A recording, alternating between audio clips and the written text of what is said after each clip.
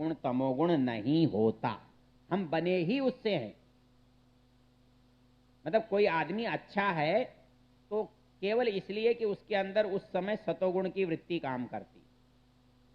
एक ही आदमी किसी समय धर्मात्मा होता है, किसी समय चोर हो जाता है, किसी समय उदार हो जाता है, किसी समय कंजूस हो जाता है। ये जो परिस्थिति हमारे लिए बनती है, ये सत्संग किस लिए लगाए जाते हैं? और इनका कोई लाभ नहीं है। हमारी जो सतोगुण की वृत्ति है उसको जगाना और देर तक बना के रखना। आप इस वृत्ति को जितनी देर तक बना के रख सकोगे आप उतने अच्छे काम करोगे, और जैसे ही ये वृत्ति दब जाएगी वैसे ही दूसरे काम होने शुरू हो जाएंगे। इसलिए संगति का जो महत्व है ना, संगति का महत्व वो इसलिए है कि आप सत्संग में जाएंगे तो आप चोर भी हैं तो कोई फर्क नहीं पड़ता, आप उस समय सतोगुण के माहौल में रहेंगे। ऐसा होता है ना। यहाँ कोई ऐसा डाकू वाकू नहीं है। हमारे पानीपत में है, पानीपत का परिवार जो है, प्रोफेसर राम सिंह बहुत बड़े नेता भी हुए, हिंदू महासभा के अध्यक्ष भी हुए, और आर्य समाज के भी बड़े अच्छे नेता थे। वो एक दिन मेरे से बोले किसी बात पर, बोले मेरा तो घर ही डकैतों का है। मैंने कहा लाला जी और डकैत हो जाए तो हरियाणा के थे इसलिए शायद हो गए होंगे। वो कहने लगे कि मेरा जो चाचा था वो इतना क्रूर था। बोले मैं 3 साल का था जब मेरी उंगली पकड़ के खेतों में रात को चल रहे थे, क्योंकि दिन में तो वो चल नहीं सकते। तो एक आदमी पड़ा पड़ा हो कर रहा था, जो चड़स चलाते थे ना पानी निकालने के लिए पहले, तो बैलों के साथ आवाज लगाते थे। तो दिन भर वो आवाज लगाता था तो रात को सपने में भी आवाज लगा रहा था। तो बोले मेरे चाचा ने तलवार निकाली और उसका गला काट दिया। बोले बेकार दुखी हो रहा है।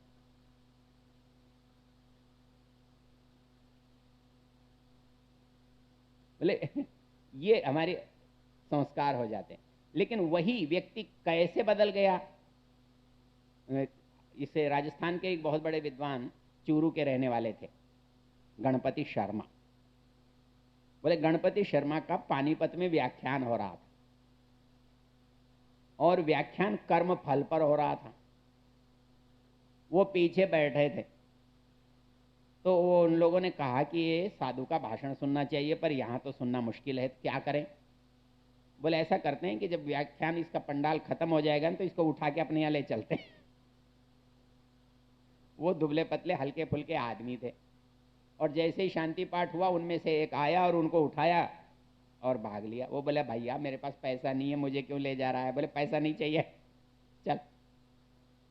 और उसे जंगल में ले जा करके सब इकट्ठे होकर के बोले अब वो व्याख्यान दे जो तू वहां दे रहा था।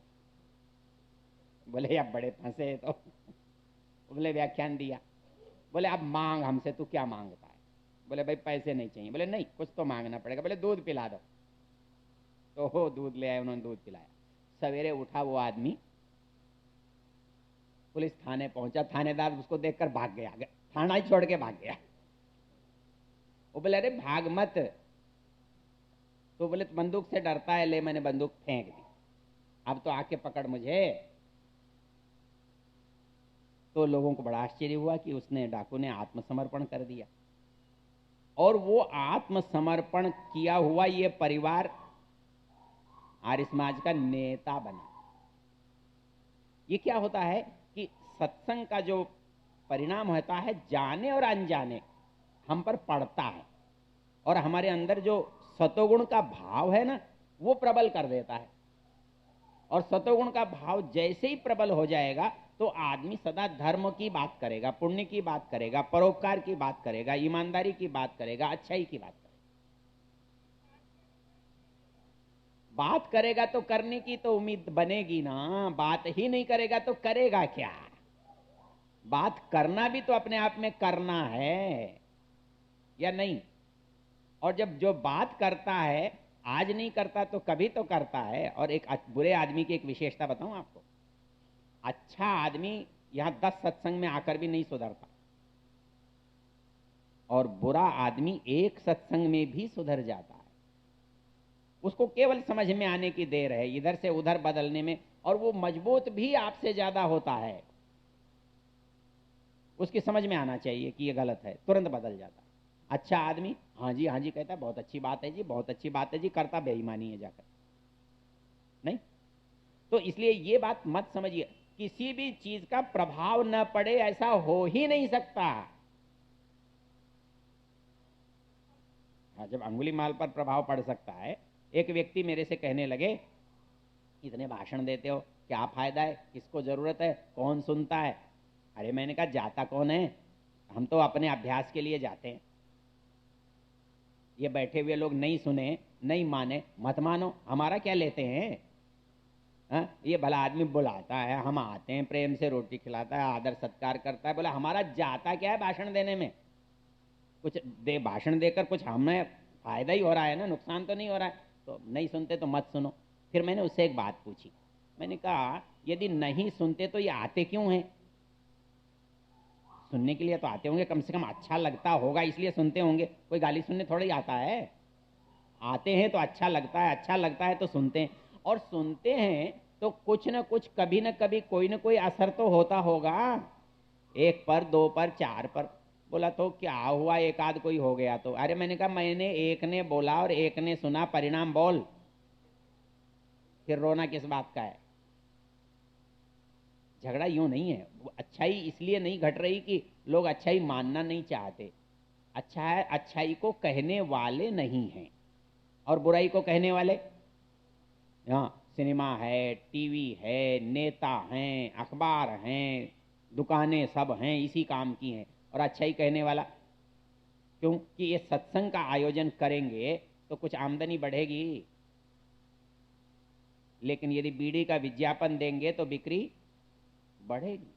अच्छाई और बुराई में जो फर्क है ना, वो क्या है कि बुराई के परिणाम को भौतिक रूप में प्राप्त करते हैं और अच्छाई का परिणाम आत्मिक रूप में प्राप्त होता है। और तुलना हम दोनों की करने लगते हैं कि इससे तो 100 रुपये मिले और इससे 1000 रुपये गए। सत्संग किया, क्या मिला, कुछ न कुछ गया ना। तो गया तो ऐसा काम क्यों करना, बेकार है, इससे मिला क्या। हाँ, दुकान पर बैठते तो दो चार ग्राहक निपटाते। तो इसलिए आदमी क्या समझता है कि बुराई से मिल रहा है, इसलिए वह समझता है बुराई कर लेनी चाहिए। अच्छाई से उसे कुछ मिलता लगता नहीं है। क्योंकि एक बच्चे को आप व्यायाम करना सिखाओगे, सच बोलना सिखाओगे, संध्या करना सिखाओगे, तो कभी जीवन में 20, 30, 50 साल का होगा तब उसको लाभ होगा। आपको आज क्या लाभ हुआ, कहेंगे बेकार समय चला गया, कोई मतलब ही नहीं निकला। क्यों, बेकार क्या मिला, बोले कुछ दिया तो था ही नहीं उसमें, तो बेकार। तो अच्छाई और बुराई में जो तुलना होती है ना, वो गलत होती है। क्यों, कि अच्छाई की तुलना आत्मा के साथ होती है और बुराई की तुलना वस्तुओं के साथ होती है। इसलिए जब पैसे मिलते हैं तो हम समझते हैं ये लाभ हो रहा है, लेकिन बच्चे पर संस्कार पड़ रहे हैं वो तो दिखाई नहीं दे रहे, इसलिए हम समझते हैं ये तो कोई लाभ की बात है नहीं, बेकार समय खो रहे हैं। बड़े बड़े आधुनिक बनते हैं ना, है सब पाखंड है, ये अच्छा है, ये बुरा है, समय खो रहे हैं, पैसे कमा रहे हैं, ऐसा कर रहे हैं। भाई ठीक है यार, पैसे तो वो भी तो कमा रहे हैं ना जो तस्करी कर रहे हैं, बेईमानी कर रहे हैं, उनको रोक लिया क्या तूने।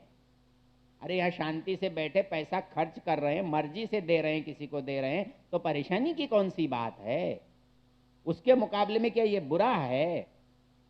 जब इस बात को हम सोचेंगे तो हमको समझ में आ जाएगा। चलो आपका देखो बहुत समय हो गया, घड़ी नहीं देखने से दोनों को नुकसान होता है, 12 बज रहे हैं। तो मैं आपसे निवेदन कर रहा था कि परिणाम दुख, ताप दुख, संस्कार दुख और गुण वृत्ति विरोध दुख, ये गुण वृत्ति विरोध दुख को दूर करने का उपाय सत्संग है। और इस सत्संग से आगे जो बात पैदा होने वाली है वो यम नियम की है, वो आसन प्राणायाम की है, वो धारणा ध्यान समाधि की है। तो इसलिए ये उसकी शुरुआत है। ये यदि आपको ये लग जाए कि ये दुख है और इसके दुख के निवारण का ये उपाय है, तो निश्चित रूप से हम इस पर आज नहीं करेंगे, एक बार नहीं करेंगे, कभी ना कभी तो दुख हमको उस ओर ले जाएगा। आदमी जब तक अत्यंत दुखी नहीं हो जाए ना, तब तक वो वहां से हटता नहीं। जिस दिन उसे लगा कि ये तो दुख ही दुख है, उस दिन अपने आप ही लात मार देता। तो ये महसूस कराना, ये अनुभव कराना, ये शास्त्र का काम है। करना धरना तो आपका काम है, जिस दिन मर्जी होगी करोगे। आप हमारे कहने से नहीं करोगे। हमारे कहने से तो केवल एक काम होता है कि पड़ी हुई धूल जो है वो हटती है। मतलब जैसे जूते पर रोज पॉलिश चाहिए ना, वैसे ही आत्मा पर रोज सत्संग चाहिए, विचार चाहिए। तो ये पवित्र होता रहेगा तो आपको यथार्थ का, ज्ञान का बोध होता रहेगा। नहीं होगा तो धूल पड़ती रहेगी और वो दम जाएगा। इसलिए आदमी अच्छे काम नहीं करता कब? जब उसकी आत्मा पवित्र नहीं होती। तो इसलिए शास्त्र क्या बता रहा है कि जो सारी समस्या है वो समस्या को आपको यूं समझना है कि दुख है क्या, दुख होता क्यों है, होता है तो इसका उपाय क्या है, उपाय है तो कौन सा है। इसको 4 शब्दों में हमारे शास्त्र में कहा है, जरा उसको दोहरा लो तो। एक है हेय, हेय हेतु, हान, हान उपाय। मतलब क्या हुआ कि जैसे संसार, संसार का कारण, मतलब संसार दुख है, तो संसार बना क्यों, संसार हुआ क्यों, दुख का कारण क्या, सुख और सुख के उपाय। दुख, दुख का कारण, सुख और सुख के उपाय। हेय मतलब छोड़ने लायक, हेय हेतु मतलब वो छोड़ना क्यों, और हान छोड़ना चाहिए, और हान उपाय छोड़े कैसे। इसका नाम योग दर्शन है। दुख, दुख का कारण, सुख और सुख के उपाय। हेय, हेय हेतु, हान और हान उपाय। तो हान उपाय क्या? अष्टांग योग। मतलब जो दुख हैं उनको समझो, दुख के कारण को जानो, सुख की इच्छा पैदा होगी, उसके उपाय करो, और उसका उपाय ही अंग योग है। आज की बात को यहां समाप्त करते हैं, बच्ची चर्चा फिर देखेंगे। 12 बज गए।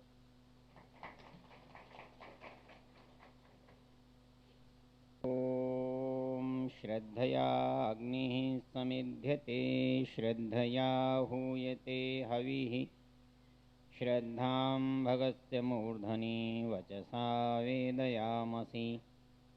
प्रियं श्रद्धे ददतः, प्रियं श्रद्धे दिदासतः, प्रियं भोजेषु यज्वस्व इदं मा उदितं कृधि। यथा देवा असुरेषु श्रद्धामुग्रेषु चक्रिरे, एवं भोजेषु यज्वस्व अस्माकं मुदितं कृधि। श्रद्धां देवा यजमाना वायुगोपा उपासते, श्रद्धा हृदयया कूत्या श्रद्धया विन्दते वसु। श्रद्धां प्रातर्हवामहे, श्रद्धां मध्यं दिनं परि, श्रद्धां सूर्यस्य निमृचि, श्रद्धे श्रद्धा पयेहन। ओम शांति शांति शांति। हमारे आदरणीय भाई कंचन कुमार जी, भाई भरत जी, भाई प्रेम जी, यजमान परिवार, उपस्थित महानुभावों, माताओं, बहनों, भजन और भोजन के बीच की बात है। भजन हो गया, भोजन की प्रतीक्षा है, तो प्रतीक्षा में कुछ समय बिताया जा सकता है, उसमें कोई परेशानी नहीं होती ना, नहीं। तो इसलिए कोई चिंता बिना किए आप सुनो।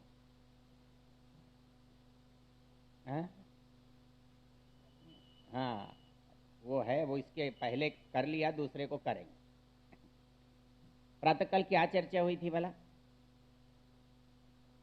कुछ हुई तो थी, क्या हुई थी? कुछ याद नहीं है ना?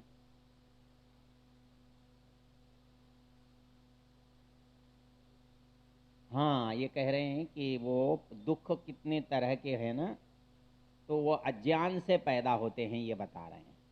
अज्ञान से दुख पैदा होते हैं। उसके लिए एक सूत्र बताया था, बताएंगे? कौन दोहराएगा? नहीं, उसके अब इससे पहला। हाँ, बहुत सुंदर। अच्छा ये नोट्स लिए हुए काम आ रहे हैं नित्य, ऐसा है, सूत्र तो है, अनित्य, अशुचि, दुख, अनात्मसु, नित्य, शुचि, सुख, आत्म, ख्याति, अविद्या। सवेरे सूत्र नहीं बोला था, कठिन लगता, लेकिन आप कठिन नहीं लगेगा। अरे है क्या? नित्य है, शुचि है, दुख है, आत्मा है, चार ही तो शब्द हैं। एक बार इधर से बोला, एक बार इनको उल्टा करके बोल दिया। अनित्य, अशुचि, दुख, अनात्मसु। अनित्य में, अपवित्र में, दुख में, जड़ में। क्या समझना? अनित्य को नित्य समझना, अपवित्र को पवित्र समझना, जड़ को चेतन समझना और दुख को सुख समझना, ये क्या है? अज्ञान है। और हम सब तो ज्ञानी हैं। क्या विचार है? अपन तो ऐसा करते नहीं। अपन तो जो जैसा है उसको वैसा ही मानते हैं। इसलिए हमें दुख न है न हो सकता है। ये बात मंजूर है? नहीं है तो कहीं गड़बड़ है। देखिए, ये मैंने आपको क्या बताया था कि इस योग दर्शन में कितने भाग हैं? चार। पहला था समाधिपाद, दूसरा था साधनपाद, तीसरा था विभूतिपाद, चौथा था कैवल्यपाद। और आपको जानकारी ये दे दूं, इन बातों में मैंने दूसरे पाद को आधा पूरा कर लिया है। हालांकि वो टुकड़ों में हुआ है, लेकिन आप किताब खोलकर यदि देखोगे तो आपको लगेगा ये तो सब हो गया। क्योंकि बात शुरू कहाँ से हुई थी? हमने बताया था कि एक शब्द में योग समझाना, 3 शब्द में योग समझाना, 8 शब्द में योग समझाना। तो पहला था ईश्वर प्रणिधान, ईश्वर के प्रति समर्पण का भाव। उसके बाद साधन पाद का जो पहला सूत्र था वो क्या था? तपः, स्वाध्याय और फिर उसने बताया कि भाई तप, स्वाध्याय, ईश्वर प्रणिधान करने से होगा क्या? तो अगला सूत्र था समाधि भावनार्थ क्लेश तनु करणार्थ। मतलब समाधि की ओर बढ़ोगे और दुख कम होंगे। मतलब जितना जितना हमारा समाधि की ओर बढ़ना होगा उसकी पहचान यह है कि हम उतने उतने कम दुखी होंगे। हम उल्टे चलेंगे तो दुखी ज्यादा होंगे और समाधि की ओर चलेंगे तो हम ज्यादा ज्यादा सुखी होंगे। वो कहता है कि फिर ये दुख से आप दूर कैसे होंगे? तो कैसे होने के लिए उसने बताया कि पहले ये तो समझो कि क्लेश है क्या। कितने बताए थे? कौन कौन से? अविद्या, अस्मिता, राग, द्वेष और ये अभिनिवेश क्या था? अभिनिवेश किसे कहते हैं? मृत्यु का भय। भाई दुखों में दुख क्या है? मृत्यु का भय। ये इसमें प्राणी मात्र भयभीत रहता है। हर एक की इच्छा रहती है मैं कभी ना मरूं, लेकिन मरता है हर व्यक्ति। मतलब आदमी बहुत कष्ट भी पाता है तो कहता है कि चलो जी, हम कहते तो हैं भगवान मौत क्यों नहीं आ जाती, और आ जाए तो कहते मैं ही मिला था क्या? और बहुत हैं, उनके पास जाओ। तो आदमी बीमार होता है, दुखी होता है, परेशान होता है, हर दिन काटना मुश्किल होता है, लेकिन यदि मृत्यु की बात आती है तो कहता है नहीं, अभी नहीं, अभी मरने की इच्छा नहीं। तो कहता है कि ये क्लेश है, ये दुख है। और कोई भी आदमी दुखी नहीं रहना चाहता तो उसके बदले में उसे क्या करना पड़ेगा? दुख हटाने का उपाय करना पड़ेगा। दुख हटाने का उपाय करना पड़ेगा। तो इसलिए हमको समझना पड़ेगा कि ये मृत्यु क्या है, ये क्यों तो दुख होता है और क्यों दुख हटता है। अच्छा, ये वैसे सामान्य रूप से हमारे लिए चर्चा का विषय नहीं होता, बल्कि हम तो यूं समझते हैं कि मृत्यु नाम आते ही सोचते हैं क्या है, मतलब। अच्छा, जिन जिन से हम डरते हैं ना, उन उन चीजों के नाम लेने से भी डरते। एक बार गांव की तरफ गया तो वहां जंगल था। वो कहते हैं देखो यहाँ कोई कीड़ा होगा। मैंने कहा कीड़ा? कीड़ा क्या? वो कहीं शेर को कीड़ा बोलते हैं, कहीं सांप को कीड़ा बोलते हैं। सांप को सांप कहते डरते हैं और शेर को शेर कहने में डर लगता है। वो ये नहीं कहते शेर में यहाँ रहता है या शेर मिलता है, बोले वो कीड़ा मिल जाए। तो हम अपने डर को कम करते हैं। ऐसा लगता है कि उस नाम से डर लगता है तो उस नाम से ही बचते हैं। ऐसा हमारे जीवन में और भी बहुत सारी बातों में होता है। इसलिए मौत का नाम लेने से भी हम डरते हैं। हाँ, वो एक दिन एक सज्जन कहने लगे, अजी वो जिनके घर मौत होती है ना, बुधवार के घर नहीं जाना उनको, क्या हो जाएगा? अरे बोले अशुभ होता है।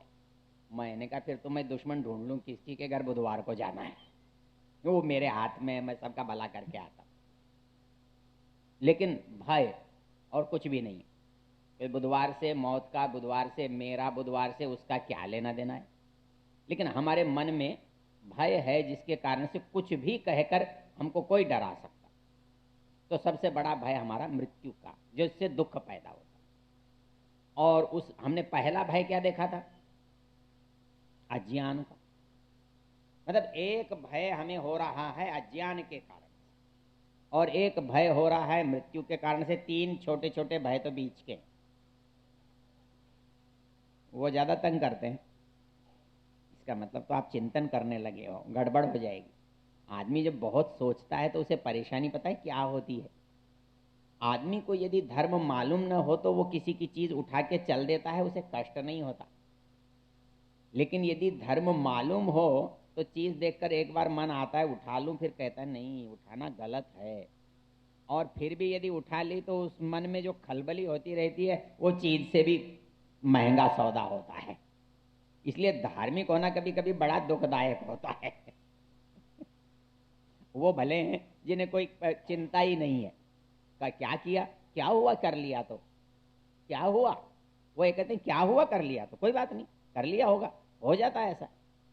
लेकिन आदमी जब सोचने लगता है, चिंतन करने लगता है, तो उसको गहराई में जाने पड़ता है। एक उदाहरण देता हूं मैं आपको। जब हमें वो सर्जरी सिखाते थे तो हमारे डॉक्टर साहब कहने लगे कि देखो, एक आदमी चीरा तो कोई भी लगा सकता है, लेकिन एक डॉक्टर जब चीरा लगाता है और एक सामान्य आदमी चीरा लगाता है, उसमें अंतर क्या होता है? तो उन्होंने कहा कि एक बाल काटने वाला, जिसको नाई कहते हैं, वो था। वो क्या करता था, कोई भी आता था ना, उसका फोड़ा होता था तो उसे उस तरह से काट करके पट्टी कर देता था। ऐसे उस तरह से काट दिया और पट्टी कर दी, लोगों का ठीक भी हो जाता था और लोग उससे आकर कटवा भी लेते थे। एक दिन एक डॉक्टर ने देखा कि ये भला आदमी कुछ पढ़ा नहीं लिखा नहीं और चाकू लेकर के ऐसे कर देता है और काट देता है आलू की तरह से। तो उन्होंने उसे कुछ नहीं कहा। उसे कहा कि तुम ऐसा करो तो मेरे जो ऑपरेशन थिएटर होता है उसमें एक दिन आ जाओ। बुला लिया और उन्होंने जिसको काटना था उसको लिटाया, उसको मूर्छित किया, एनेस्थीसिया दिया। उसके बाद उसको धीरे से खोला, फिर उसमें से ये नर्व है, ये मसल है, ये आर्टरी है, इसको बचाना है, इसमें क्लिप लगाना है, इसको काटना है। वो चकरा गया, आगे से बोला मैं तो नहीं काटूंगा, ये तो बड़ा जटिल काम है। तो आदमी जब तक जानता नहीं है ना, तब तक तो उसे कुछ लगता ही नहीं है कि कोई खास बात है। लेकिन जब आदमी को जानकारी होने लगती है तब लगता है ओह ये तो बहुत ही जटिल काम है, इसको तो बिना सीखे नहीं किया जा सकता। तो इसलिए हमको सामान्य बातों में ऐसा लगता है क्या फर्क पड़ता है, लेकिन जब हम सोचने लगते हैं, चिंतन करने लगते हैं, विचार करने लगते हैं, तो हमें ये लगने लगता है नहीं ये करने का है, ये नहीं करने का है, ये तो सोचने का भी नहीं है। ये हमारे सामने संकट पैदा हो जाता है। तो इसलिए वो ये कहता है कि जब हम अपने दुखों को दूर करना चाहते हैं तो हमें उसके बारे में जानकारी करनी पड़ेगी। तो हम कितनी जगह गलती करते हैं उसकी चर्चा हमने दोपहर में की। राग द्वेष की चर्चा हमने कल की। हाँ? और अभी अस्मिता की चर्चा भी प्रातः काल की। अस्मिता का मतलब होता है कि जड़ चेतन को एक समझ लेना, मतलब शरीर और आत्मा को अलग अलग न जान पाना। तो इसलिए शरीर को आत्मा और आत्मा को शरीर, और हम ऐसा समझते हैं इसलिए हम ऐसा ही करते हैं, दोनों को एक समझ लें। अब ये सब हो गया तो हमने 4 शब्द आपके सामने गिनाए थे, कौन कौन से भला? दुख, दुख का कारण, सुख और सुख का, ये 4 बातें जानने की हैं। दुख क्या है, दुख के कारण क्या है, सुख क्या है और सुख का उपाय क्या है। अब हम वैसे तो कह रहे थे आप सब सुखी हैं, इसलिए कोई ऐसी खास बात तो है नहीं, जानने की जरूरत तो नहीं है ना। है तो आप देखो एक बड़ी मुश्किल बात है, जहां ये सवाल आया ना कि ये दुख दूर कैसे होंगे, तो उसके लिए इन्होंने उपाय बताया अष्टांग योग। मतलब यहां तक जो सवेरे की भूमिका थी उसके बाद बताया कि इनको आप समाप्त करना चाहते हो इन दुखों को, तो करना क्या पड़ेगा, अष्टांग योग। वह भी करा रहे थे ना आपसे हमारे कंचन जी। ये अष्टांग योग क्या है, इसको जरा एक बार दोहरा लीजिए तो। यम, नियम, आसन, प्राणायाम, प्रत्याहार, धारणा, ध्यान, समाधि। अच्छा चलिए, इसमें दो चीजें ऐसी हैं जिनकी हम चर्चा न तो करते हैं न हमें कोई कहता है कि इन पर आचरण करो। आपको प्राणायाम बता दिया और आगे क्या था, आसन भी सिखा दिया, बस इधर यम नियम छोड़ दिया और उधर धारणा ध्यान समाधि छोड़ दी, प्रत्याहार छोड़, केवल आसन और प्राणायाम तक। लेकिन आसन और प्राणायाम तो बहुत स्थूल चीज है, यम नियम पहली चीज है। ये यम नियम क्या होता है जी, कुछ होता है? देखो अब मुश्किल क्या है कि 5 यम हैं और 5 ही नियम हैं, और अंतर क्या है नियम और नियमों में, एक आत्मा पर केंद्रित हैं, एक दूसरों पर केंद्रित हैं, समाज पर केंद्रित हैं। अर्थात हमारा समाज के प्रति क्या दृष्टिकोण होना चाहिए, व्यवहार होना चाहिए, और एक है हमारा हमारे प्रति क्या व्यवहार होना चाहिए। तो यम पहले है और नियम बाद में है, लेकिन दोनों का बराबर मूल्य है। ऐसा हमारे यहाँ छूट, यम का पालन करो नियम को छोड़ दो, नियम का पालन करो यमों को छोड़ दो, ऐसा नहीं है। यम और नियम दोनों का पालन करो, अपने प्रति भी और समाज के प्रति भी, दोनों का संबंध अच्छा बना के रखो। अच्छा यम क्या क्या है, कौन बताएगा, ये बताएगा। हाँ, अहिंसा, सत्य, अस्तेय, ब्रह्मचर्य, अपरिग्रह। अहिंसा, सत्य, अस्तेय, ब्रह्मचर्य, अपरिग्रह। और नियम क्या है, शौच, संतोष, तप, स्वाध्याय, ईश्वर प्रणिधान। इनमें से 3 तो आपको वैसे ही आ गए, तप, स्वाध्याय, ईश्वर प्रणिधान, बचे केवल शौच और संतोष। अच्छा, अब एक शब्द है अहिंसा, क्या अर्थ होता है इसका,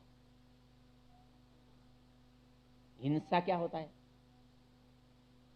नहीं मतलब एक मुर्गे को बकरे को काटना, ये क्या है, हिंसा, बस यही है ना हिंसा, कुछ और भी है क्या, ये भी हिंसा है क्या? तो यहां तो सब कसाई बैठे होंगे, नहीं नहीं बैठे, मैं कोई किसी को कष्ट नहीं पहुंचाता ना। हाँ, वो तो वो दावा तो कर सकता है जिसकी सास ना हो, या जिस सास के पास बहू ना हो, और यदि दोनों हों तो वो ये दावा नहीं कर सकते कि हम अहिंसावादी हैं। कभी कभी होते हैं, मतलब वो मारने वाला भी रोज थोड़ा ही मारता है, कभी कभी है। नॉनवेज तो बहुत कम खाते हैं ना।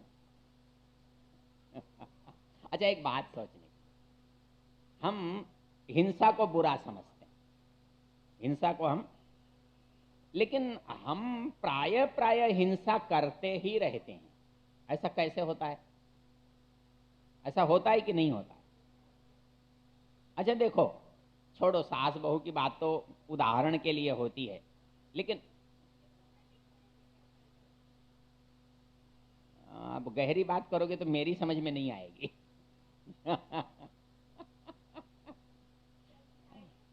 नहीं ऐसा है, मैं तो ये कह रहा हूं कि हिंसा पर इस पुस्तक में सबसे ज्यादा पन्ने काले किए हुए हैं।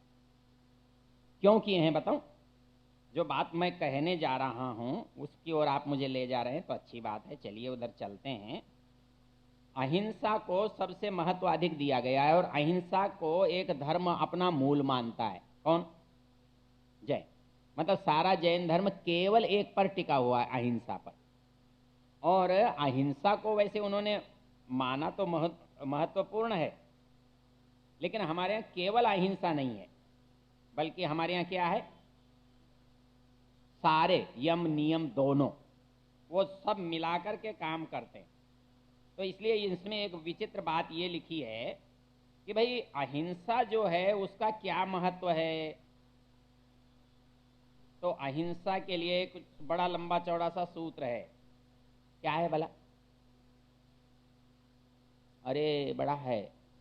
अहिंसा जो है वो सार्वभौमा महाव्रतम, वहां एक विशेषण दिया है, मतलब सार्वभौम व्रत है। और सार्वभौम व्रत में पता है क्या होता है, उसमें छूट नहीं होती। किस तरह की छूट नहीं होती? मतलब एक आदमी कहता है कि मैं अंडा खा लेता हूं, लेकिन मैं एकादशी के दिन नहीं खाता। तो इसमें क्या है, एकादशी की छूट।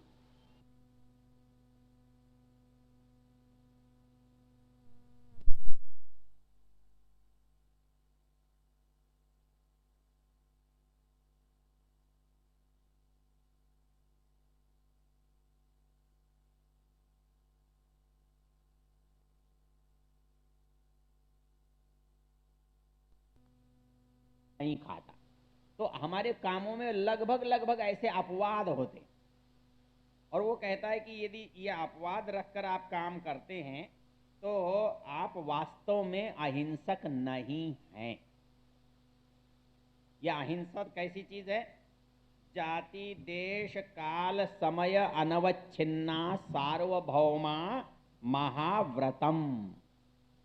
इसमें कितने अपवाद? जाति, मैं मांस तो खाता हूं पर गाय का नहीं खाता, इसलिए मैं हिंदू हूं। और मैं गाय का खाता हूं इसलिए मुसलमान हूं। यह है कि अमुक चीज खाता हूं इसलिए मैं धर्मात्मा हूं, अमुक चीज नहीं खाता हूं मैं इसलिए धर्मात्मा हूं। यह गणित नहीं चलेगा। कोई भी हो, अहिंसा तो यह है कि किसी भी प्रकार के प्राणी की हिंसा नहीं करनी चाहिए। दूसरा कहता है देश, कि मैं हरिद्वार में नहीं खाऊंगा, मैं तीर्थ स्थान में नहीं खाऊंगा, मैं अपने घर में नहीं खाऊंगा, दूसरी जगह खा लूंगा। बोला ये भी कोई नियम नहीं है, इससे कोई लाभ या पुण्य मिलने वाला नहीं है, उससे कोई नियम पूरा नहीं होता है। वो कहता है ये अपवाद मान्य नहीं है। मैं जरा डांट डपट तो देता हूं, पर किसी खास को ही डांटता हूं, दूसरों को नहीं डांटता, ऐसा नहीं चलता। वो कहता है कि जाति देश काल, मैं पूर्णिमा के दिन, मैं अमावस्या के दिन, मैं वो कौन से व्रत चलते हैं श्रावण के दिन, या वो 9 दिन चलते हैं ना कौन से, नवरात्रि के दिन नहीं खाऊंगा, बाकी खा लूंगा। ये काल है। और दूसरा क्या है कि समय अनवच्छिन्ना, समय कहते हैं कि मतलब अमुक ही खाऊंगा दूसरा नहीं खाऊंगा, ऐसी जो बातें हैं वो ये सब कहें, ये सब अपवाद यमों में नहीं लगते। यम जो हैं वो सार्वभौम होते हैं, महान होते हैं, और ये महाव्रत कहलाते हैं, और ये सबके लिए समान रूप से लागू होते हैं। अब इसमें बड़ा संकट है। वो ये कहता है कि अहिंसा के पता है कितने भेद गिनाए हैं, आपको बहुत ही आश्चर्य होगा। मतलब अहिंसा को बहुत महत्वपूर्ण माना इन्होंने, और उसके सैकड़ों भेद कर डाले। कैसे कैसे कर दिए? वो कहता है कि जो अहिंसा है उसके भेद करने से, कराने से, प्रेरणा से, मतलब खुद करने से, इतने सारे उसके भेद हो जाते हैं। मतलब किसी के कहने से कोई काम करना, किसी को कह करके कोई करवाना, और खुद न करके किसी को करने की प्रेरणा देना। मतलब इसके अंदर बहुत गहराई से जा सकते हैं। कितनी गहराई से? उसको कहते हैं वितर्क। वितर्क क्या होते हैं पता है? कृत, कारित और अनुमोदित। कृत खुद काटना, कारित कटवाना, अनुमोदित काटने वाले को अनुमोदन करना, ये सब हिंसा है। और इतने पर ही नहीं है, दूसरा वो कहता है भय, लोभ, क्रोध, मोह पूर्वका। ऐसा काम लोभ में करना, ऐसा काम भय से करना, ऐसा काम मोह से करना। और फिर उसके तीन भेद और कर देता है, मृदु, मध्य और अधिमात्र। थोड़ा करना, मध्यम करना और अधिक करना। और इस तरह मिला के सैकड़ों भेद अहिंसा हिंसा के हो जाए। इतनी सब जो हिंसा होती है उसको न करना, ये अहिंसा है।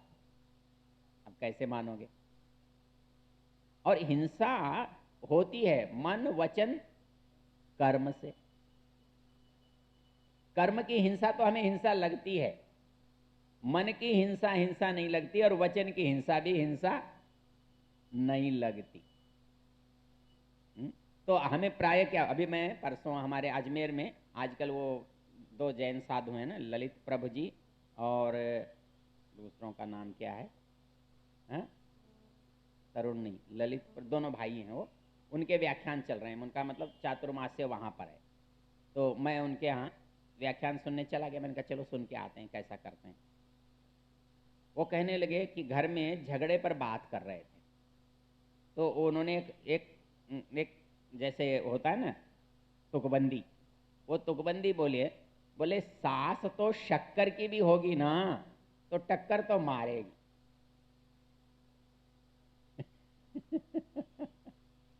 और हम क्या समझते हैं, हाँ झगड़ा इस बात का नहीं होता। मैंने आपसे एक बात एक व्याख्यानों में पहले कही है, मैं उसको दोहरा देता हूं, और वो बात आपको यहाँ अहिंसा में बड़ी उपयोगी साबित होगी। होता क्या है, हमें गुस्सा तब आता है जब हमारी सीमा समाप्त होती, हमारे सहन शक्ति की जो सीमा है ना वो समाप्त होती है, तब गुस्सा आता है। उदाहरण है, मतलब आप बच्चे को एक बार मना करते हैं, दो बार मना करते हैं, चार बार मना करते हैं, फिर आपको रहा नहीं जाता, आप तुरंत गुस्सा करते हैं या थप्पड़ मार देते हैं। तो आप ये समझ लो कि आपके सहने की ये सीमा है। अच्छा, ये सीमा कितनी हो सकती है, इसकी कोई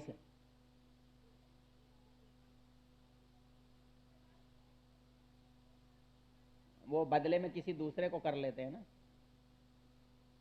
बच्चे को तो नहीं करते होंगे, लेकिन बदले में जो पास पड़ोस है उसका ख्याल अच्छा रख लेते हैं।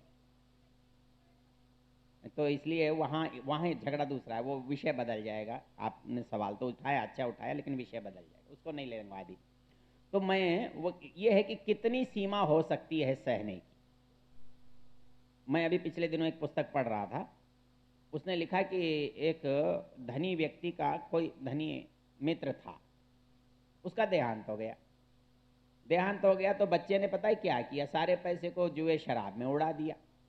उड़ा दिया तो बिल्कुल भिखारी हो गया, बिल्कुल भिखारी हो गया। उसके पास कुछ भी नहीं रहा, न उसके पास घर रहा, न दुकान रही, न व्यवसाय रहा, न पैसा रहा, न कोई साथी संगी रहा, अकेला पड़ गया। एक दिन वो बाहर गया, उसने देखा कि ये लड़का तो वही है जो मेरे मित्र का था, और इसके पास पहनने के लिए कपड़े नहीं है। तो वो उसको बुलाया कि तुम तो मेरे मित्र के पुत्र हो, चलो मैं, तुम बिना कपड़ों के हो, मैं कपड़े दिला देता हूँ। उसने कपड़े दिला दिए। लेकिन शराबी आदमी को कपड़ों से ज्यादा किसकी जरूरत लगती है, शराब की। वो आया, उसने अपने कपड़े बेचे और शराब पी ली, क्योंकि बिना कपड़े तो रहा जा सकता है और बिना शराब के तो रहा नहीं जा सकता। फिर घूमते हुए कभी वो व्यक्ति फिर आया, उसने उसको फिर बिना कपड़े देखा, उसने उसको फिर कपड़े दिला दिए। ऐसा सोचो कितनी बार दिलाए होंगे, 2-3 बार दिलाए होंगे। उन्होंने लिखा कि 12 बार दिलाए। मतलब हमारी सीमा का झगड़ा है, हम किसको कितना सहन कर सकते हैं बस। और ये सीमा जितनी बढ़ती जाती है ना उतने हम शांत होते, और ये सीमा जितनी घटती जाती है उतने हम अशांत होते। किसी को एक बार सुनते ही एकदम तरारा आ जाता है, गुस्सा आ जाता है, वो एकदम चीख के पड़ता है। और दूसरा 2 बार, 4 बार, 6 बार, 10 बार, 20 बार, और सबसे ज्यादा का जिसे रिकॉर्ड कहते हैं वो किसका है जानते हो, कृष्ण जी तो पुरानी बात है। संत ज्ञानेश्वर, संत ज्ञानेश्वर का यह था कि गुस्सा नहीं आता उनको। किसी ने कहा इनको गुस्सा नहीं आता, दूसरे ने कहा इनको गुस्सा नहीं आता ना, मैं गुस्सा दिला के बताता हूं। क्या करता है, गोदावरी में स्नान करके निकल रहे थे, वो सीढ़ियों पर खड़ा था और आकर उसने थूक दिया। संत जी फिर उतर गए नीचे, फिर नहा करके वापस चढ़े, फिर थूक दिया। कितनी बार? 100 बार। 100 बार। आप कल्पना करो आप कितना सहन कर सकते हो। एक बार कर लोगे क्या? नहीं होगा ना। हाँ, एक बार भी नहीं होगा, एक बार भी नहीं होगा। तो है क्या कि हमारे सहन करने का जो सामर्थ्य है वो हमें शांत और अशांत करने की सीमा है। जो व्यक्ति जितना साधु होगा, जितना, मतलब एक बड़ी विचित्र परिस्थिति है हमारे साथ। परिस्थिति क्या है कि इस दुनिया में जैसे हो वैसा रहना मुश्किल है, या जैसे नहीं हो वैसा रहना मुश्किल है।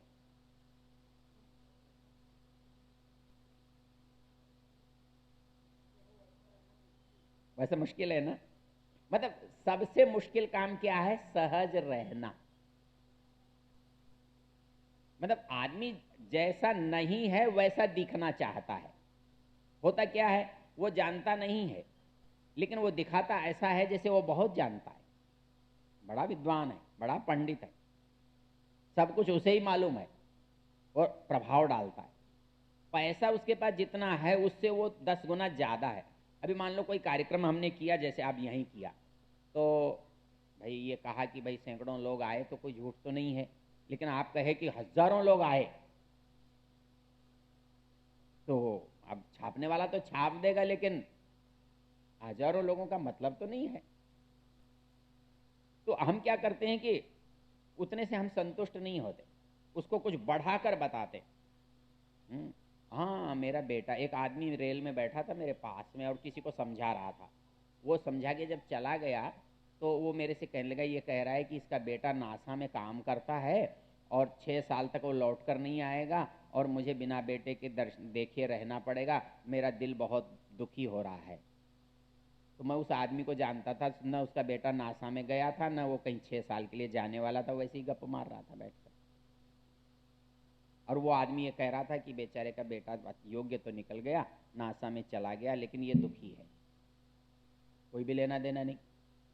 हम क्या करते हैं, हमको लगता है कि हम कुछ ऐसी बात कहें जिससे हमारा प्रभाव बढ़े, लोग हमको जो हम नहीं हैं वो समझें।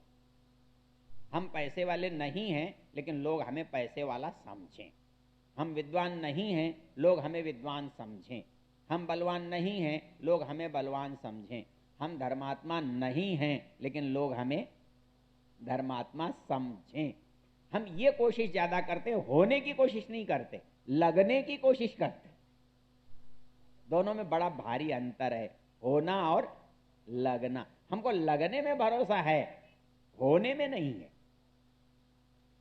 हम धार्मिक हों ये प्रयत्न हमारा नहीं होता, हम धार्मिक लगें ये प्रयत्न होता है। उसके लिए क्या करना पड़ता है? संध्या को जरा सार्वजनिक स्थान में करना पड़ता है,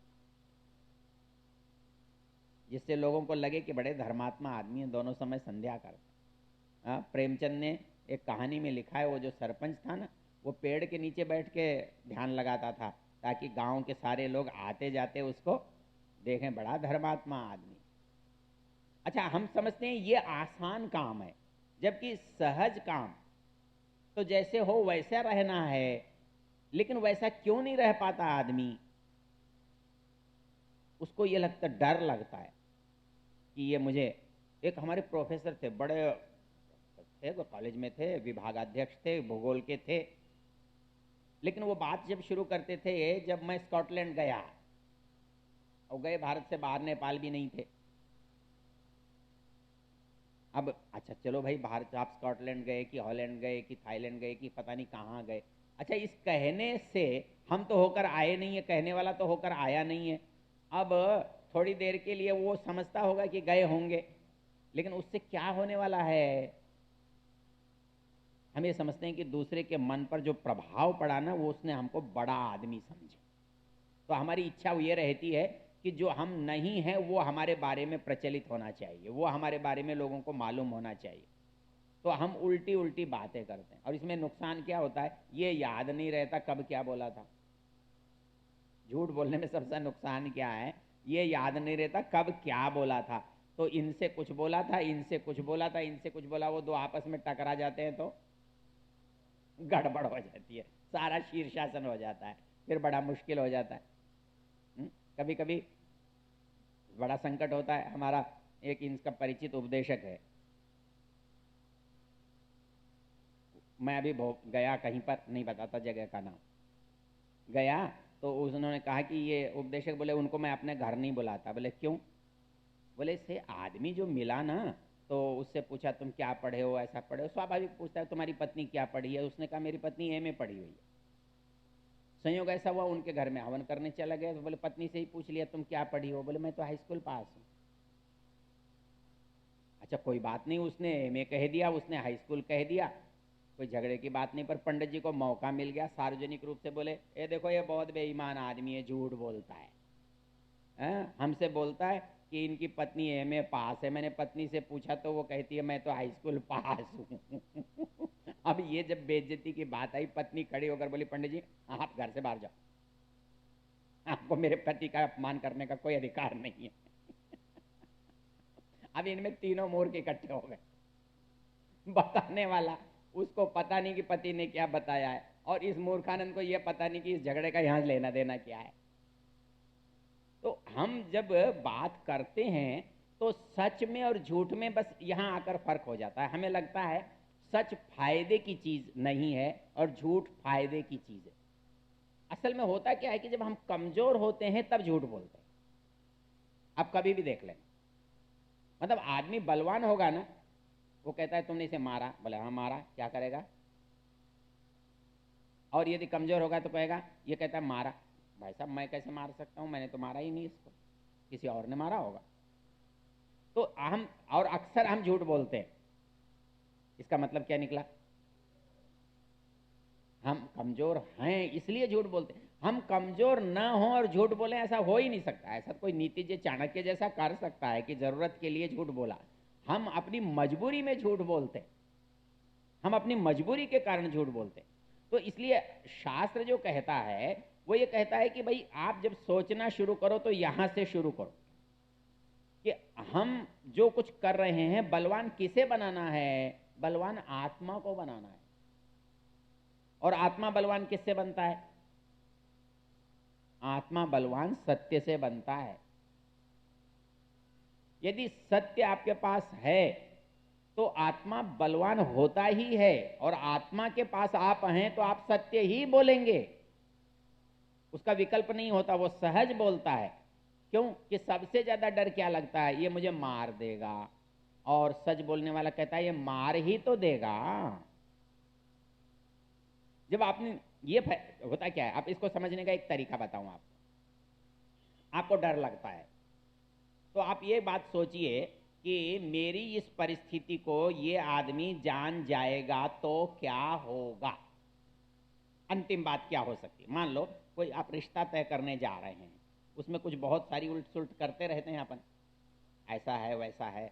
हाँ, हमारे यहाँ एक नियम है कि बोले जब कोई किसी के यहाँ लड़की देखने जाता है तो लड़के वाले को खूब सारी बातें बातें बताता है, ये भी ऐसा है, ये भी अपना है, ये भी अपना है, ये भी अपना है, ये दुकान भी अपनी है, बस किराए पर दे रखी है सारी, उसने कौन से आकर देखनी। तो होता ये है कि हमारी सदा ये इच्छा रहती है कि हम ये प्रयत्न करते हैं कि हमारा वो प्रभाव रहे। अच्छा कल्पना करके देखो कि कुल मिलाकर यदि इसे मेरी असलियत ही मालूम हो जाएगी तो होगा क्या, और यदि ये आपको ध्यान है ये होगा, और इससे ज्यादा क्या होगा, चला जाएगा ना, चला जाएगा, इससे ज्यादा क्या होगा। यदि आपने ये सोच लिया कि इससे ज्यादा क्या होगा, फिर आप कभी झूठ नहीं बोलेंगे, फिर बोलने की जरूरत ही नहीं पड़ेगी, क्योंकि अंतिम बात आपने सोच ली। और जब तक उससे आप डरते रहेंगे तो झूठ पर झूठ, झूठ पर झूठ, झूठ पर झूठ, आपको अंत ही नहीं आए। तो इसलिए एक तो सहन शक्ति, और क्रोध में भी यही होता है, सहन शक्ति का भाव ही क्रोध है और है कुछ भी नहीं। मतलब कोई व्यक्ति कितना सहन कर सकता है, उसको क्रोध नहीं आएगा। होता क्या है, हमको लगता तो ये है, ओहो इसने हमारे अधिकार को नहीं माना, इसने हमारी उपस्थिति को नहीं माना, इसने हमारे व्यक्तित्व को नहीं माना, इसने हमारे बड़प्पन को नहीं माना। लेकिन यदि एक क्षण के लिए ये सोचें, नहीं माना तो क्या हो गया? आप ये सोच कर देखिए, इसने मेरे का नाम के साथ जी नहीं लगाया। हमारे यहाँ एक बड़ी रोचक, जैसे वो अभी हमारे सुना रहे थे ना कंचन जी, कि एक चौधरी जी शहर में रहने लगे, हरियाणा में। तो उन्होंने गांव का एक आदमी रख लिया, गांव का आदमी रख लिया। तो उसे पुकारते थे राम सिंह, तो कहता था हाँ। उसे कहा हाँ नहीं बोलते, हाँ जी बोलते। तो बेचारा कभी कभी बोलता था। लेकिन एक दिन बाहर से आया, उन्होंने, चौधरी ने आवाज दी राम सिंह, बोले हाँ। तो चौधरी ने उससे जरा आंखें निकाल कर देखा, तो बोला क्यों आंखें निकाल रहा है, जी भी लगा दूंगा। जी भी तो लगा दूंगा, चिंता क्या करने की बात। और हमें यह कष्ट होता है कि इसने हमारे साथ जी क्यों नहीं लगाया। अब हमारे साथ जी क्यों नहीं लगाया, हमको दुखी करने के लिए इतना बहुत है। आप ये छोड़ दीजिए, नहीं लगाया तो क्या हो गया। यदि उसने मेरे साथ सम्मान का व्यवहार एक बार नहीं किया तो क्या हो गया। यदि उसने मेरी बात को एक बार नहीं ही माना तो क्या हो गया। आप ये सोचकर देखो क्या हो गया, फिर आपको कष्ट नहीं होगा। आप ये सोचोगे कि इसको तो मुझे कहना चाहिए कि आज मैं आया। जैसे हम क्या सोचते हैं, किसी ने मुझे कहा कि भाई मैं 5 बजे आऊँगा और वो नहीं आया, तो मुझे बड़ा गुस्सा आता है। नालायक आदमी है, वह अपनी बात कह के नहीं करता है, गुस्सा आता है। आना चाहिए वैसे स्वाभाविक रूप से। लेकिन आप उसकी जगह ये भी तो सोच सकते हैं, हो सकता है उसे कोई काम हो गया होगा, हो सकता है वो भूल गया होगा, हो सकता है उसके पास उत्तर देने का अवसर नहीं होगा, कोई परेशानी हो सकती है। आप इतना करके छोड़ भी तो सकते हैं। और यदि विकल्प आप सोच लेंगे तो फिर आपको कष्ट नहीं होगा। लेकिन आप यदि एकदम टक्कर के लिए तैयार होंगे तो फिर तो झगड़ा तो होना ही होना। अच्छा, मैंने आपसे एक बात और भी बता रखी है, उसको दोहरा देता हूं ताकि काम की है। क्या भला? कुछ लड़ने के बारे में बताया था मैंने। कभी कभी नहीं, मैंने कहा रोज लड़ो ना। हाँ, लेकिन ऐसा करते हैं क्या? देखो मैं फिर आपको एक बात बताता हूं। मैं एक दिन वहां गया, एक गीदड़बाहा कस्बा है पंजाब में। वहाँ बच्चों के मैं व्याख्यान देने के लिए, वहाँ आर्य समाज के जो प्रधान थे वो मुझे ले गए।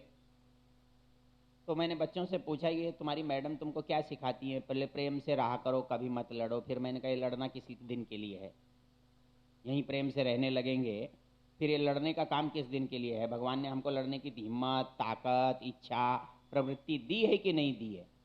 दी है। ये किसी दिन काम आनी चाहिए ना। ये लोग तो वैसे ही कहते हैं तुम मत लड़ो। मैं तो कहता हूँ आप सास से भी लड़ो, जेठानी से भी लड़ो, देवरानी से भी लड़ो, यार दोस्तों से भी लड़ो, माता पिता से भी लड़ो, कोई परेशानी की बात नहीं है। लड़ने का मतलब होता है असहमति जाहिर करना। भाई हम आपकी इस बात से सहमत नहीं है, इतना ही तो बताना है ना।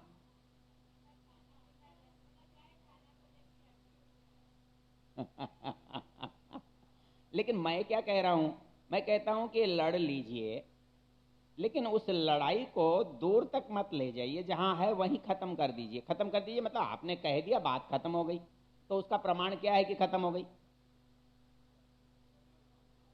हाँ, फिर बहन जी से, देवरानी जी से, जेठानी जी से काम पड़े ना, तो कमरे में जाकर चीज मांग कर ला सको। बहन जी देना, कहेगी अभी तो लड़ रही थी, बोले कोई बात नहीं। एक दिन की बात मैं आपको बताई कि नहीं बताई। मैं यहाँ होशंगाबाद गुरुकुल में आया, होशंगाबाद गुरुकुल में आया तो एक प्रिंसिपल साहब थे सिहोर के, नाम मैं उनका भूल गया, शर्मा जी। बड़े उत्साही आदमी थे, बहुत जोर से, मतलब कोई भी बात कहते थे तो मैं खड़ा खड़ा तो मुझे कहने लगे तुम संस्था लेकर बैठे हो, तुम समाज का सुधार नहीं करते हो, तुम्हें ऐसा करना चाहिए, तुम्हें ऐसा करना चाहिए, संगठन बनाना चाहिए, आंदोलन करना चाहिए। तो मैंने मुस्कुरा के कह दिया, ये सब आप कर लेना, मैं क्या करूंगा, मेरे बस के तो है नहीं। उनको एकदम गुस्सा आ गया, बोले कैसी बातें करते हो, कायरों की बात करते हो, ऐसा करते हो। और अंत में हमारी उनकी तू मैं होगी लड़ने में। अपने को भी कोई उधार रखने की आदत नहीं है। लड़ लिए, और लड़ सचमुच में इतने लिए कि जब हम दोनों वहां से निकले, प्रातराश किया, और प्रातराश करने के बाद जब दूसरी सभा के लिए हम जाने लगे, तो प्रिंसिपल साहब ने मुझे देखा कि मैं उधर से आ रहा हूं, तो वो रास्ता काट के यज्ञशाला में चले गए। वहाँ किताबों की दुकान लगी हुई थी कि ये इधर से निकलेगा, बेकार टकराएगा, तू मैं होगी, चलो जाने लगे। वो चले गए। मैंने देखा कि प्रिंसिपल साहब वहाँ चले गए। मैं गया, प्रिंसिपल साहब के गले में हाथ डालकर बोला, शर्मा जी, हम इतने सस्ते में आपको छोड़ते नहीं हैं। तो आप सोचो उन्होंने क्या किया होगा। वो बोले, यार तुम बहुत ही खराब आदमी हो, पहले लड़ते हो फिर छोड़ते भी नहीं हो। तो लड़ना बुरी बात नहीं है, आप लड़िए ना, लेकिन लड़ने के बाद उसको छोड़ देने का क्या मतलब है। अपना माल छोड़ दो, क्यों छोड़ दो भाई।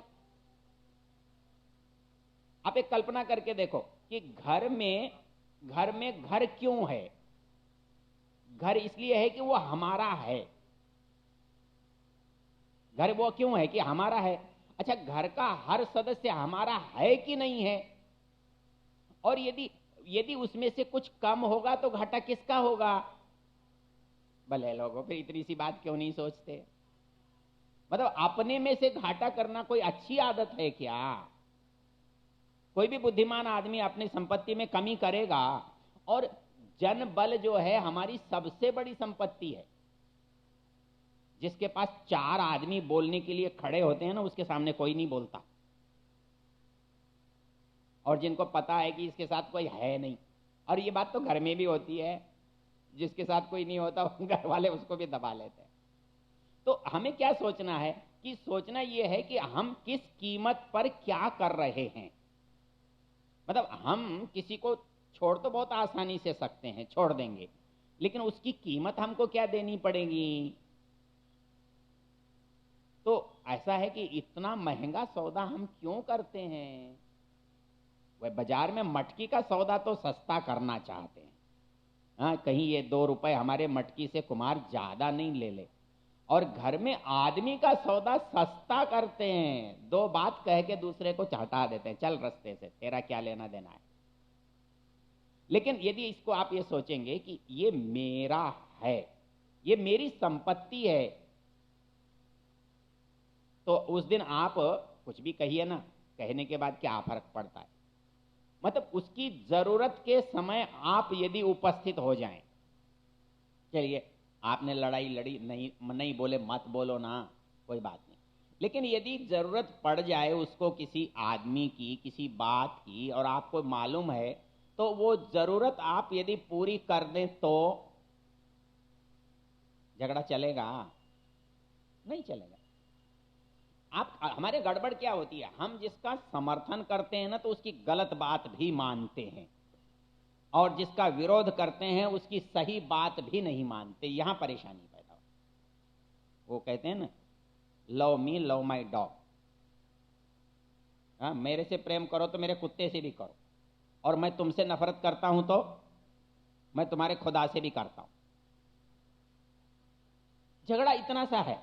मतलब दर्शनकार ये कह रहा है, भाई योग तो तुम सीखोगे बाद में, पहले सीखोगे यम नियम। और यम नियम क्या है, मुझे कैसे रहना है और मुझे समाज से कैसे बरतना है। तो अहिंसा, सत्य, अस्तेय, ब्रह्मचर्य, अपरिग्रह, 5 चीजें दूसरों से संबंध रखने वाली हैं। तो अहिंसा में हम हिंसा करते हैं तो हमें हिंसा नहीं करनी। और हिंसा का मतलब होता है कि किसी न किसी का कुछ न बुरा करना, चाहे शब्दों से करना, कर्म से करना, वाणी से करना, मन से करना, कुछ भी करते हैं तो इसका मतलब हम हिंसा करते हैं। हम जो व्यवहार करते हैं वो सच्चा नहीं करते, जैसा है वैसा नहीं करते। जैसा है वैसा का मतलब ये भी नहीं है कि खाट पर पड़े आदमी को जाकर ये कहना कि तू मरने वाला है, इसका नाम सच्चाई नहीं होता। कभी कभी ये बड़ा भ्रम होता है, अजी आप कहते हो सच बोलना चाहिए, मैंने कहा ये सच नहीं है, सच का मतलब होता है जिसका परिणाम सच हो। तो प्रक्रिया के सच से परिणाम को खो दोगे तो फिर सच क्या हुआ? यदि जान ही चली गई तो आपके सच का लाभ क्या हुआ? सच वो है जो हम जिसके उद्देश्य को बोल रहे हैं वो उद्देश्य की हानि नहीं होनी चाहिए। अच्छा, इसमें एक थोड़ा सा अंतर समझ लेते हैं। होता क्या है, कोई ज्यादा सच बोलने वाला होता है ना, तो वो इतना सच बोलता है कि फिर वो सब उल्टा पुल्टा हो जाता है। कैसे? मैं एक आदमी सज्जन कहने लगे, आप कहते हो जी सच बोलना चाहिए, लेकिन सच बोलने से तो काम नहीं चलता। मैंने कहा बात आपकी ठीक है। मैंने कहा कि भाई एक आदमी किसी दफ्तर में काम करता है तो वहां दफ्तर का सच ये है कि जो दफ्तर के नियम है वैसा करना। वहां मेरा व्यक्तिगत सच काम नहीं करता, और व्यक्तिगत सच काम करेगा तो मैं दफ्तर में नहीं रह सकता। तो क्या है, एक सच बोलता है ब्रह्मचारी, एक सच बोलता है गृहस्थी, एक सच बोलता है वानप्रस्थी, और एक सच बोलता है सन्यासी। सन्यासी तो हर तरह का सच बोल सकता है और उसे बोलना ही चाहिए, लेकिन गृहस्थी उतना सच बोल सकता है जितने से उसका और दूसरे का नुकसान न हो। हाँ, इसको डिप्लोमेसी कहते हैं, पर इसको क्या कहते हैं? प्रगति का चरण कहते हैं। अर्थात पहली सीढ़ी, दूसरी सीढ़ी, चौथी सीढ़ी। मतलब ब्राह्मण कौन है? जिसको हानि की परवाह नहीं है, जैसा है वैसा कह सकता हूं। क्यों? मेरे पास कुछ खोने के लिए बचा ही नहीं है, और जब मेरे पास खोने के लिए बचा है तो बचाना मेरा कर्तव्य होता है। मेरा एक सिपाही खड़ा है सीमा पर, उसे बोलो सच बोलना चाहिए कि नहीं? बोलना चाहिए नहीं ना? तो क्यों? कि वहां वो कर्तव्य पर के प्रति प्रतिबद्ध है, इसलिए कर्तव्य उसका सबसे बड़ा सच है। उसका सच एक गृहस्थ का, एक मतलब सैनिक का सच है, वो ब्राह्मण या सन्यासी का सच नहीं है। इसलिए जिस दिन हमें सच बोलने की, नितांत सच बोलने की इच्छा होगी, उस दिन हम सन्यासी होंगे, फिर गृहस्थ तो नहीं हो सकते। तो इसमें कुछ हमारा आपका मतभेद है क्या? देखिए, इसके लिए एक उदाहरण मैं और देता हूं। एक दिन एक व्यक्ति ने दुकान का दिवाली का खाता खोलते हैं जैसे, उस दिन मुझे दुकान पर बुला लिया और वो कहने लगा, पंडित जी तुम्हारे उपदेश